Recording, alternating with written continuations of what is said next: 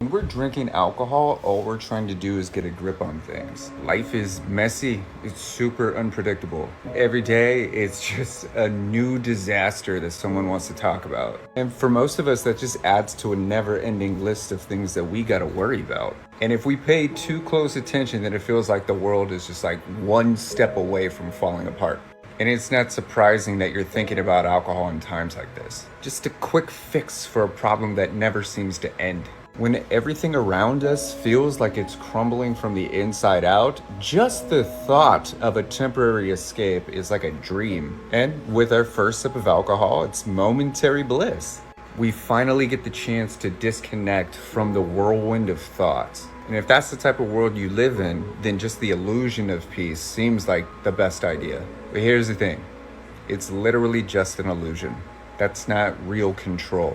Drinking gives us the illusion of control, but it's actually a false sense of security. And all jokes aside, that's all it is. It's an illusion. Real control is giving your mind and body permission to allow your emotions to move through you so you can make a healthy and conscious decision on what you'd like to do next. An example would be designing a lifestyle that has momentary chaos instead of managing a chaotic life with bouts of momentary bliss. It's about acknowledging the fact that you are capable of making all the necessary change in your life. And what you don't change, you choose. So if you're struggling with sobriety or even considering it, just know that is the first step of actually gaining control. Sobriety doesn't guarantee anything, but without it, you don't stand a chance. What's the point of feeling in control if that control is just an illusion? If you're not really the one pulling the strings in your life, then what's the point? That's like being on a roller coaster and feeling in control because you're hanging on to the safety bar. It's a false sense of control and it's just not real.